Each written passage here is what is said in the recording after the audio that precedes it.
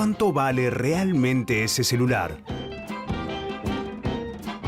¿O una casa? ¿O un auto?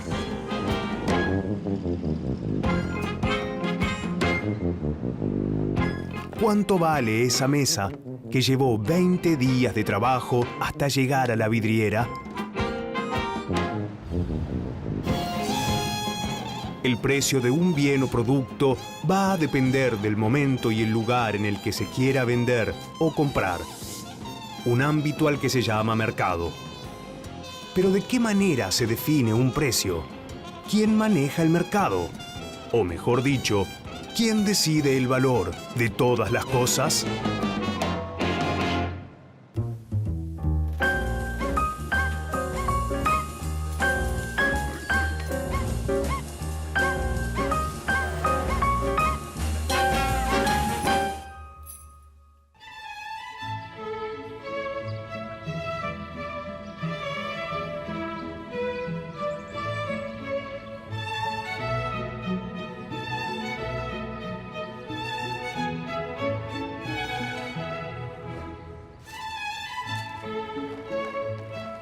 Como casi todo el mundo, vivimos dentro de un sistema de producción capitalista, en el que los precios están determinados por lo que llamamos mercado.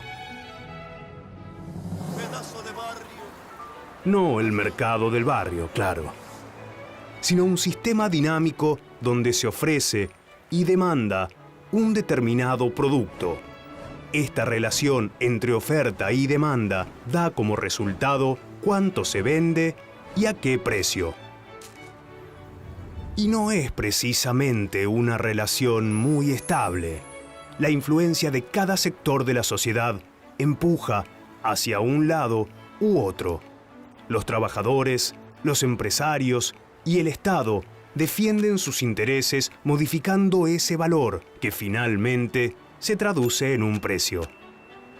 La decisión de comprar o no, de vender o no, de ofrecer el producto a determinado precio, son solo algunas de las fuerzas que actúan en el mercado.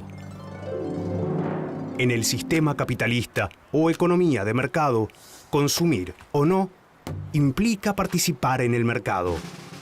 Incluso los ingresos que recibimos para poder participar en esos mercados provienen de otro tipo de mercado.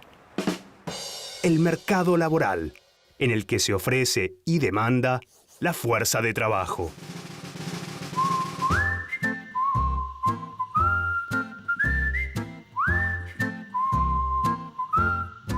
Hoy vemos todo esto como algo común, pero no siempre fue así.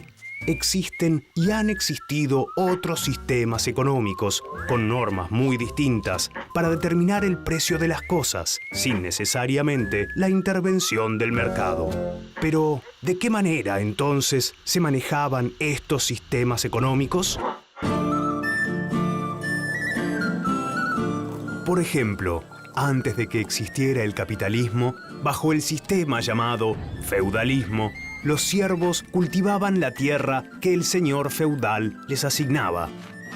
De ese trabajo sale el sustento familiar y parte de esa producción va al señor feudal en forma de tributos.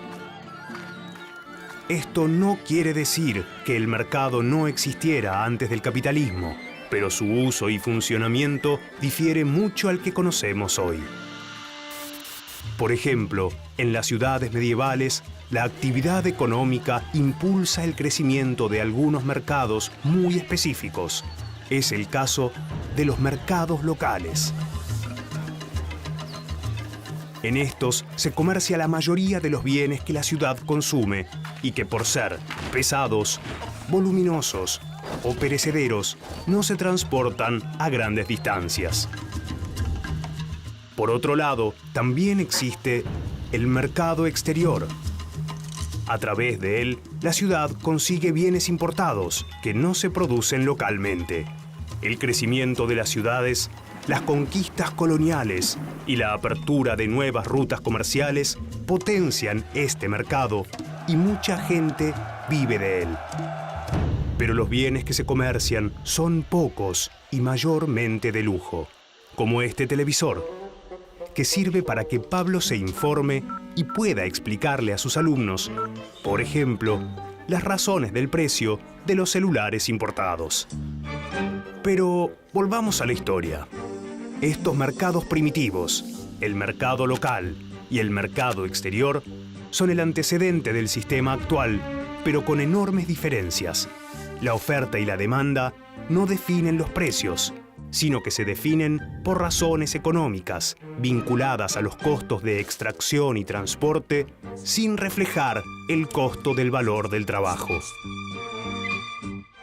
Hasta aquí el mercado exterior es regido por el Estado, pero con la expansión de las conquistas coloniales y para administrar esas riquezas, se crean las compañías de comercio, con permiso de los gobiernos para ejercer el monopolio del comercio exterior.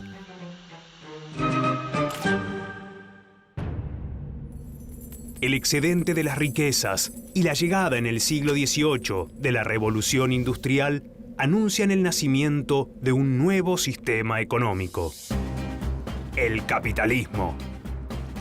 Los comerciantes y los nuevos empresarios industriales ganan muchísimo poder. La producción agrícola, las manufacturas y la tierra misma pasan a ser mercancías, es decir, se ofrecen y demandan en sus respectivos mercados. Es aquí cuando nace el mercado laboral. En él ejercen su influencia las nuevas masas de trabajadores asalariados, pujando por el precio de su trabajo. Con el avance del capitalismo, los mercados se abren a la competencia, dejando atrás ritos, costumbres y reglas de las autoridades locales o del Estado. A través de ellos pasan todas las relaciones del sistema de producción. Estamos hablando de un sistema llamado economía de mercado. Ahora solo rigen las leyes de la oferta y la demanda.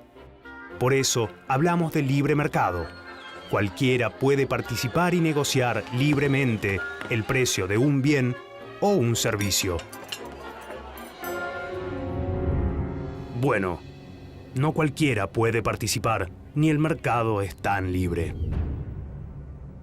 El equilibrio entre el poder de oferentes y demandantes no se cumple. Veamos por qué.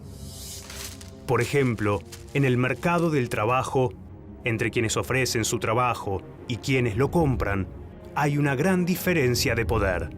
Ese desequilibrio puede reflejarse en el valor del salario y a la vez trasladarse al resto de los mercados, ya que es lo que determina el poder adquisitivo de los trabajadores. Otras veces, la cantidad de quienes ofrecen un bien es muy poca, de modo que la negociación no es equitativa. Al ser pocos los productores, pueden ponerse de acuerdo y no permitir una libre negociación. El caso extremo es el de los monopolios, donde por haber un solo oferente, este tiene el poder de manejar el precio y las cantidades de un producto a su antojo para su propio beneficio. Es en estos casos donde las leyes del mercado deben ser contrapuestas por otras fuerzas, como el Estado o los sindicatos en el mercado laboral. De esta forma, se puede restablecer el equilibrio y evitar abusos por parte de los que poseen los medios de producción.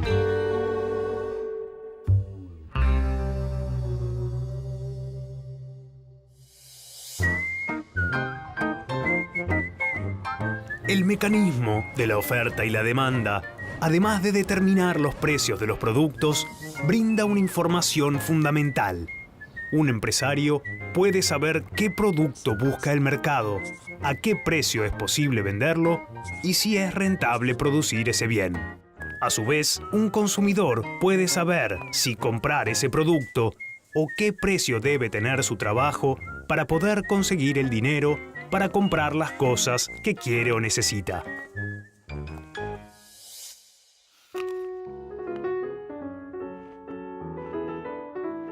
Si el libre mercado define los precios de los salarios, la ganancia de un productor y la renta que produce la tierra, entonces está determinando también el poder adquisitivo de los consumidores, y con eso establece quién puede acceder a los bienes y quién no.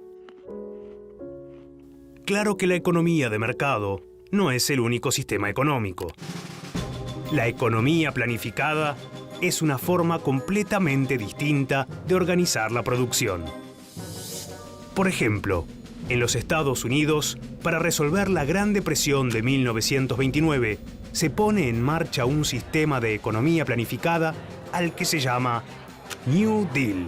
En una economía planificada, no son los mercados autorregulados los que determinan libremente los precios. Las decisiones de producción las toma el Estado, de acuerdo a lo que considera que son las necesidades de un país. En cada rama de producción actúan empresas estatales que producen bienes y dan empleo según las prioridades fijadas por el Estado, que también fija el salario. Por supuesto que nada es absoluto, y en los dos tipos de economías siempre hay un poco de la otra. El Estado puede intervenir en las economías de mercado para impedir que haya monopolios o asimetrías muy fuertes entre vendedor y comprador. O puede mediar en el mercado laboral para desacoplar el valor del salario de los vaivenes de la oferta y la demanda, aplicando políticas sociales que aseguren los derechos básicos como salud y educación gratuitas, asignaciones, jubilaciones y seguro de desempleo. Cuando este conjunto de medidas se profundiza, se habla de una economía mixta. Como demuestra la historia, ninguno de los sistemas económicos puros parece funcionar por sí mismo.